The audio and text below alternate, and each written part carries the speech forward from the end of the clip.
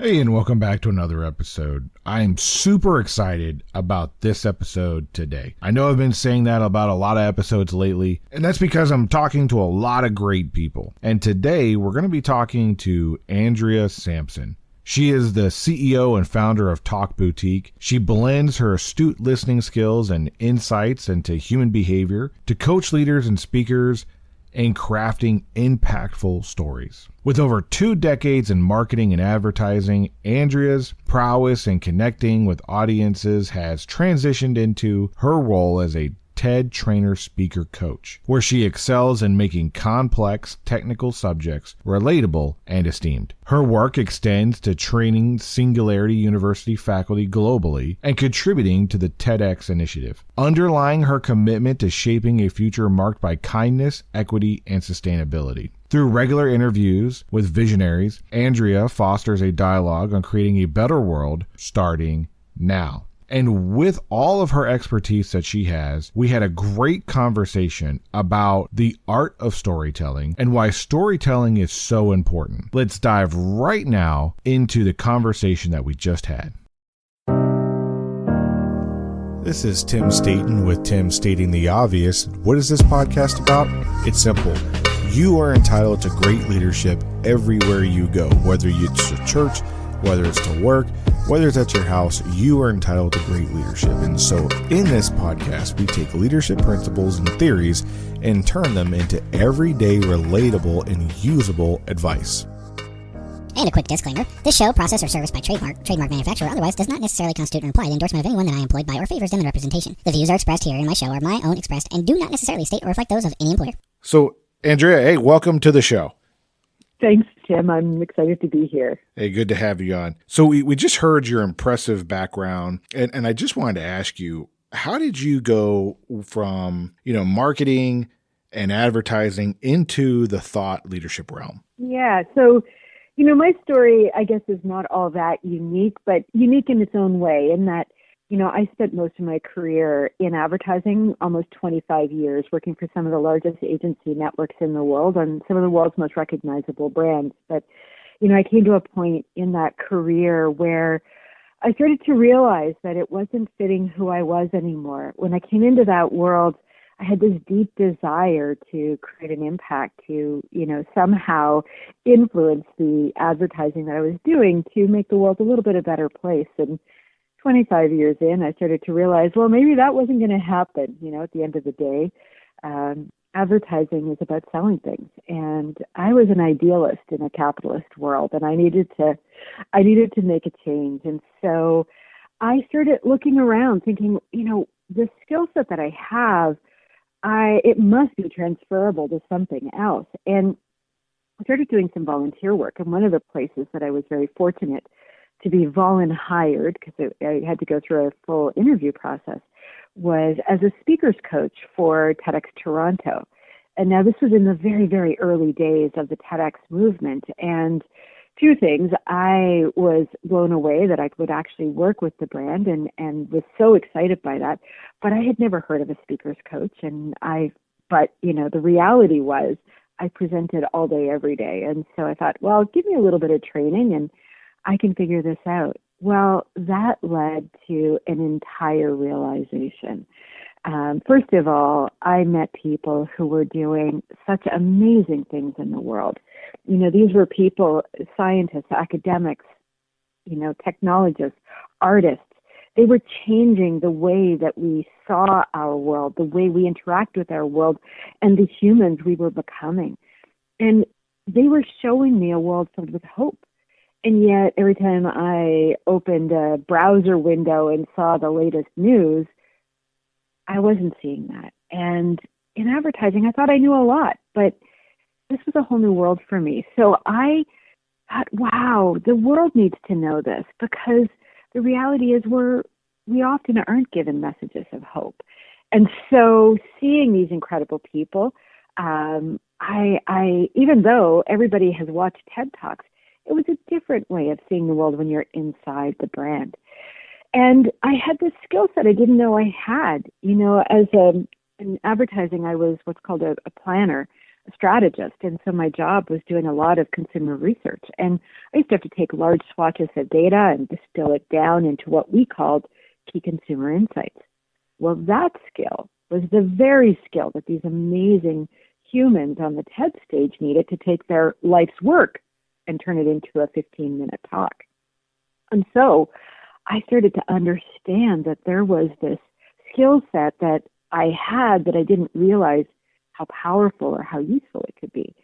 Well, that led me to start to discover my own entrepreneurial streak. And in doing that, understanding that I really wanted to help these people make the impact beyond the TED stage, because, TED is a great platform, but if not by some, fluke of nature that they go viral, that 15 minutes on stage is going to be the last time we hear from them.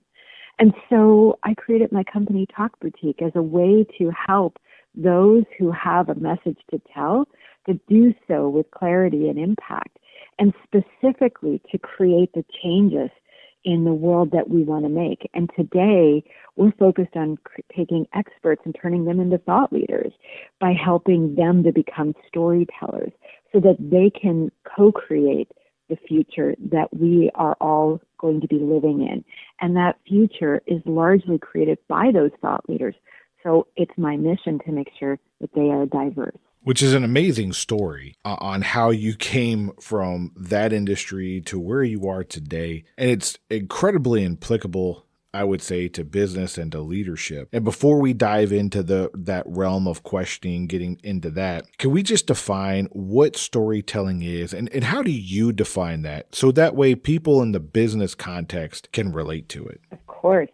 So for me, storytelling is a way for us to create context, to use our lived experience, whatever that may be, in a way to create an understanding of the things that we want others to know. Now, we tell stories all the time, and of course, we grew up with our parents maybe reading us bedtime stories or watching, incredible, narratives through Hollywood action movies. And these are all forms of storytelling. But for the context of what I do, we use story as the way in which to convey important messages. And so story, as I said earlier, acts as the context, the backdrop that helps us to understand the more complex details in an understandable way through our own lived experience. I love that definition about how it creates the context. So with that context, how has storytelling historically influenced the development and identity of brands? Well, brands, if you read, I'm in the process right now of reading Yuval Harari's latest book, Nexus, and Sapiens before that, and Homo Deus all talk about story in the context of organizations and brands, in that that's all they are. They are a story we tell ourselves. We create these brands through imbuing story on them, which creates a narrative about them. And that narrative,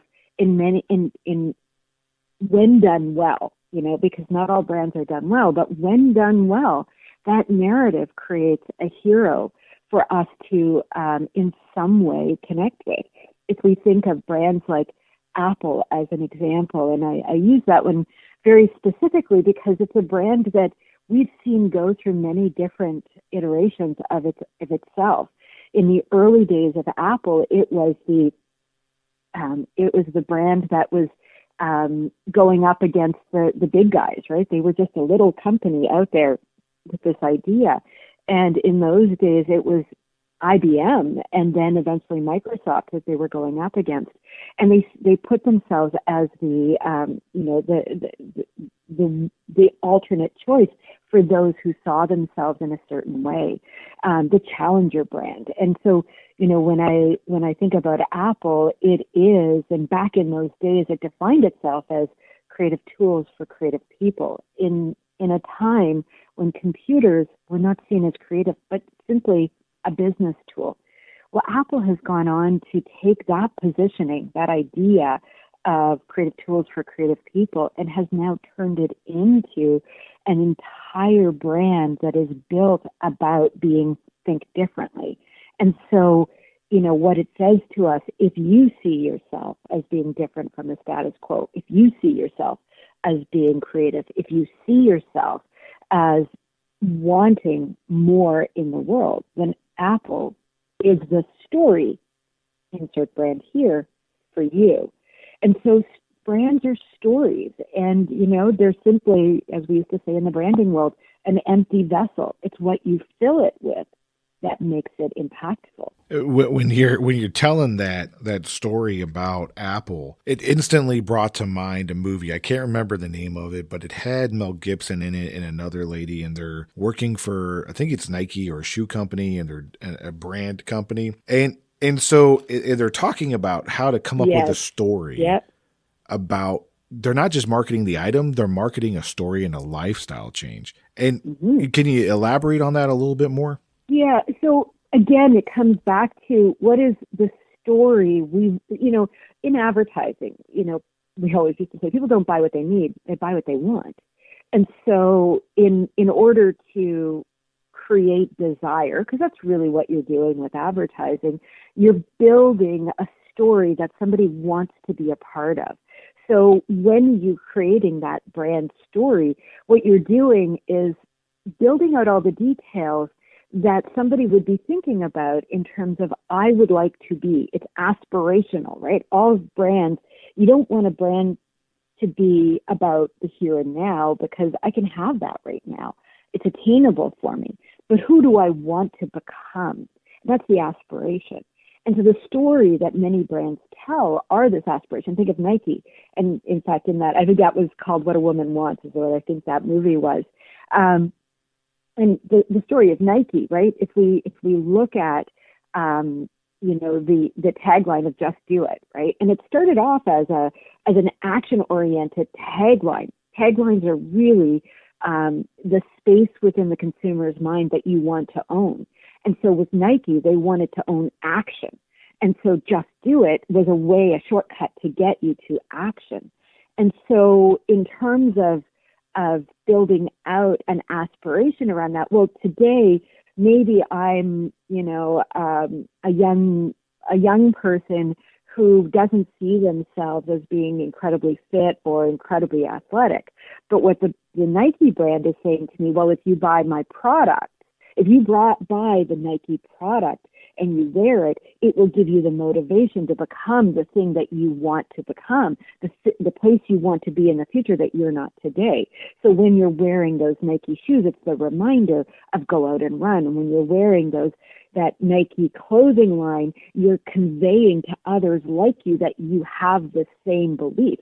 So you're creating a tribe, a community of people who are all thinking the same way. And so Nike is owning that story in your brain through that tagline of "Just Do It." It's about action. It's about aspiration to where I want to be.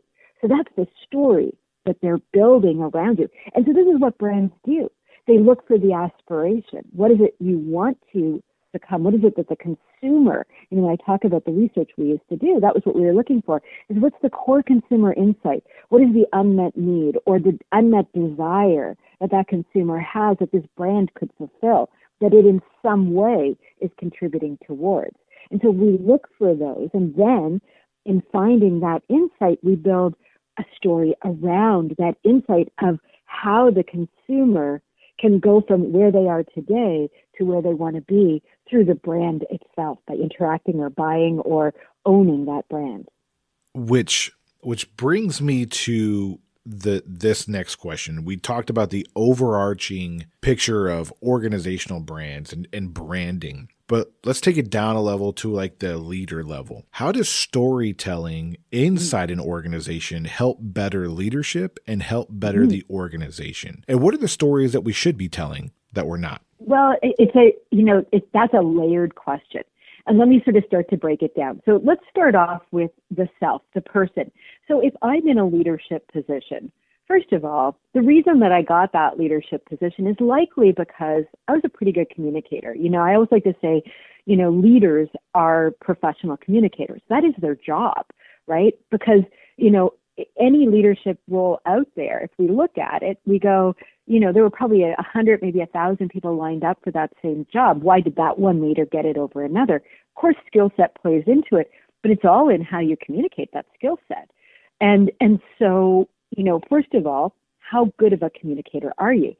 And when we look at that, so if we look at people who are stepping into leadership, one of the first things that I see all the time is this disconnect between who they perceive themselves as being and how they perceive that others perceive them as being.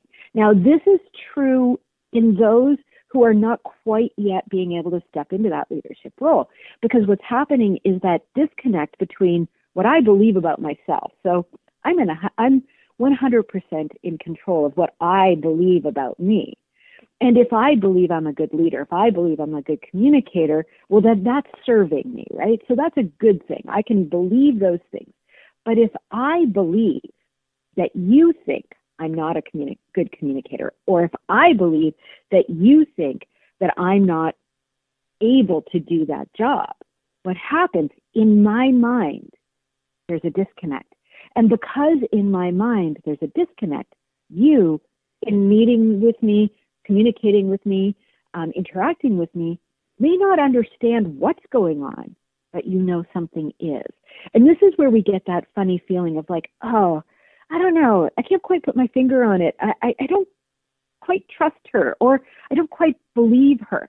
Why? Because in my own mind, I'm creating that disconnect. So in answering that question, the first thing is, as a leader, I have to be, and you can see how fine a point I just made about how I think about myself and how I believe you think about me. And that's something we don't often do. So that's number one in terms of stepping into so true. Into a story, right? Because it's like, if I'm going to tell you a story, then I've got to believe in my story, and I've got to believe that you believe my story. So that's the first thing. The next thing is, what story are we telling about ourselves? Now, this is often called a personal brand, because branding isn't just something that organizations do. Branding is something that we do. And whether we know it or not, we all have a brand. And so that brand can be built by default with the ways in which we're showing up inconsistently, or it can be built with intention by understanding the elements of how others perceive us, and then being very authentic to ourselves and showing up consistently in those areas. So what I mean by that is, if I am somebody who wants to be in a leadership role, and I'm always talking about the need for values-based leadership, which now has become part of my personal brand, then I better be showing up from a values perspective all the time. So when I'm communicating, I may be coming back to the values that we're entrenched in, or I may be showing in some way that it's our values that give us the filter by which to make decisions. So now, as I'm telling a story and living a story, it's in congruence with each other. And so understanding the elements that make us a brand are important. And those things, yes, they include our appearance. Now, your appearance is your own. You get to choose what it looks like. Your appearance could be that you are the, maybe the person who shows up always in a rumpled suit. Maybe that's what you want to be seen as. Somebody is a bit more casual and a bit more free-flowing. Your clothes are not the important thing. It's you who are. That's okay if that's the story you're telling. But if you're telling a story about, professionalism, that would be outside of your brand, and it would be out of congruence with your brand. So your appearance is one thing. Your words are another thing. The way in which you, your personality, so that personality, I'm not saying to make one up. What I am saying is to understand what it is about your personality that makes you stand out from others and lean into those things. So when we see ourselves as a personal brand, it's not about creating somebody we're not. It's about leaning more deeply into who we are and creating the elevated version of who we are. Now, this is how we show up in our role as thought leaders or just as leaders. And so knowing it, being consistent with it, and choosing to be intentional with it, those are the keys to building that personal brand story, because that's what it is. And that story will also include some of our narrative elements. I talk a lot about storytelling, and I use my own story as part of that.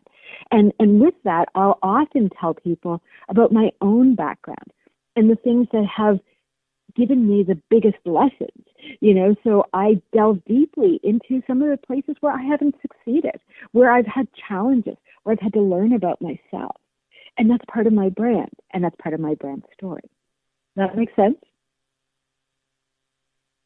No, absolutely. I love how you tie that all together about overcoming imposter syndrome and being in congruence with your messaging and what you believe, and making sure that you have to believe that other people believe you too, and all being in congruence, and also how you show up in the world is very important in my opinion, because that's how you're perceived, whether it's intentional or unintentional. It is what it is. Especially when people are looking at you for leadership and for guidance. Absolutely. And you talked about storytelling in a way where, as leaders, I believe you're supposed to be visionary. And oftentimes a lot of employees don't understand their role or their purpose or how they tie into the vision. I think it's because of a lack of leaders' abilities to tell stories about their vision. And so with that, what steps would you recommend for integrating storytelling into an everyday practice? Like if you've never started telling your story and you just kind of show up and say, this is it, how would you recommend to start the practice of storytelling? Well, I would start off by saying we all tell stories, whether we know it or not, we do, because we are, as humans, hardwired for story. It is part of our DNA. But often what happens is we just don't tell very good stories. We tell stories that are more fact-based or very linear in terms of the ways in which we tell them. So, to go to your example of a leader as a visionary. So a vision is nothing more than a story. Let's face it, that's what a vision is. So the first place I would start as a leader is look at that vision and go, is it creating an aspirational vision for the employee base? Have you written that vision in a way that people understand, that they connect with, and that they believe? And so first of all, start with that vision and look at it and rewrite it if necessary. It's not change it.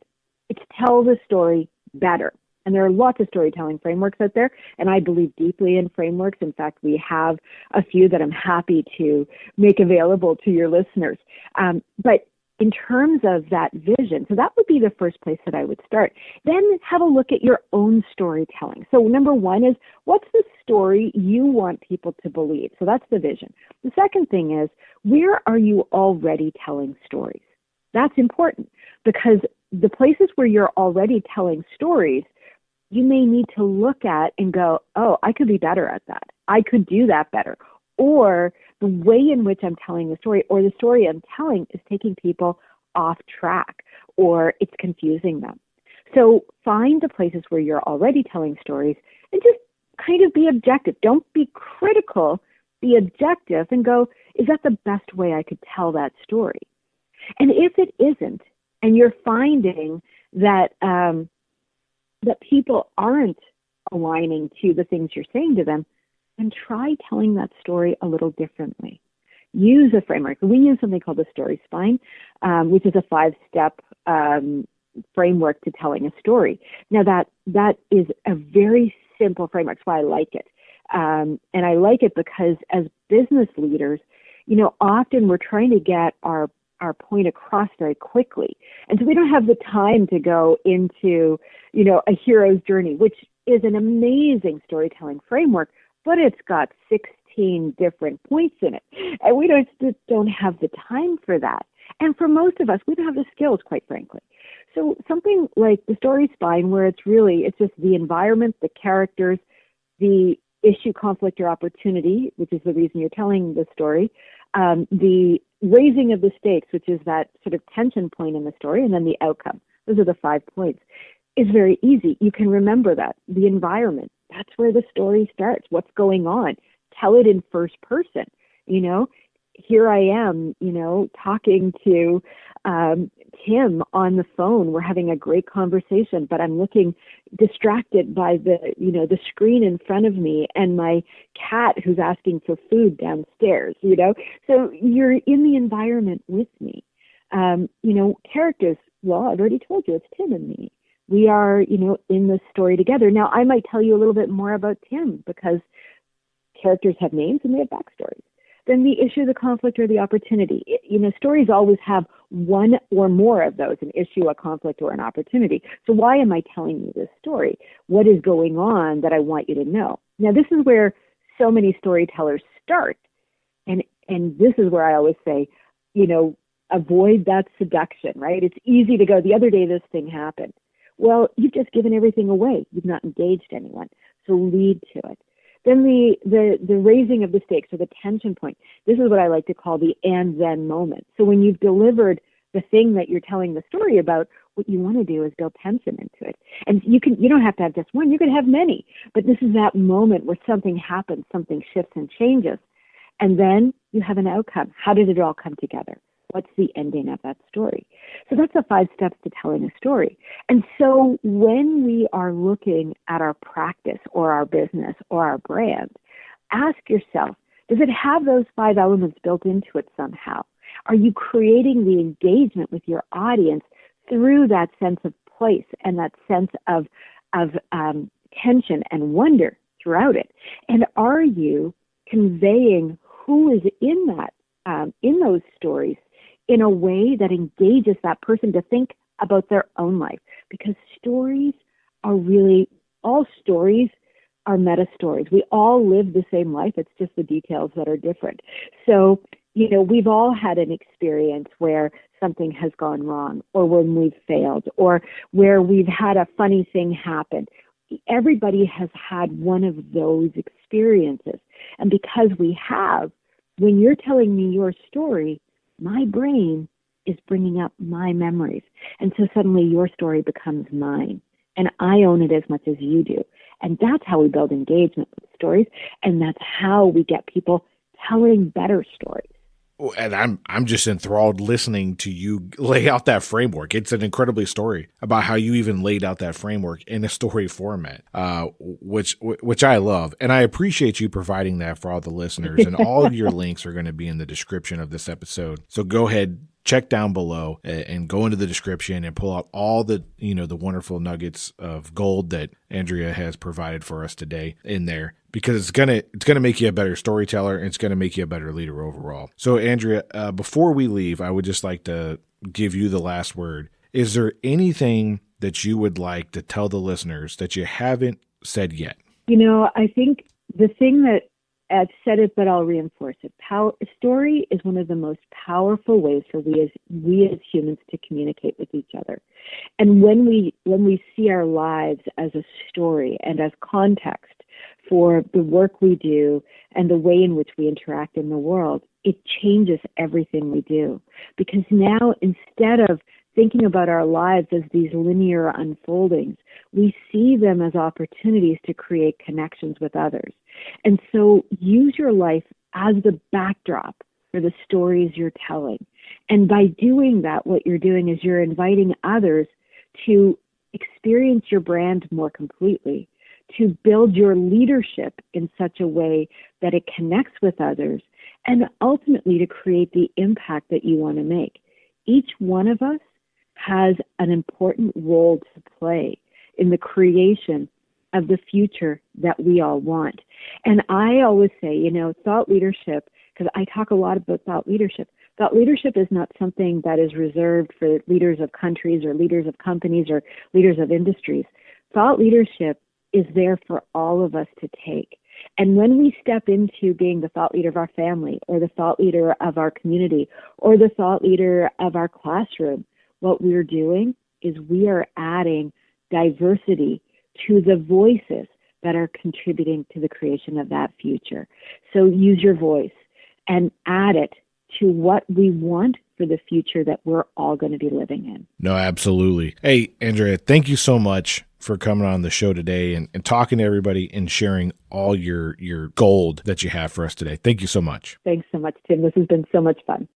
As always, I want to thank you for stopping by and listening to this episode, and I really hope that you enjoyed it. Before we go, I'd like to ask a favor of you, if we could. If you could please share this episode with one or two people who might like this episode and you think would like the topic. If you haven't followed, subscribed on the platform that you're listening to, please do that and hit all the bells, the whistles, and the icons so you know when we release another episode. If you got some value out of this episode, please leave a review or a comment so other people who might not have found the show yet can be led to it by your thoughtful review or your comments. Again, thanks for stopping by. I'm Tim Steen.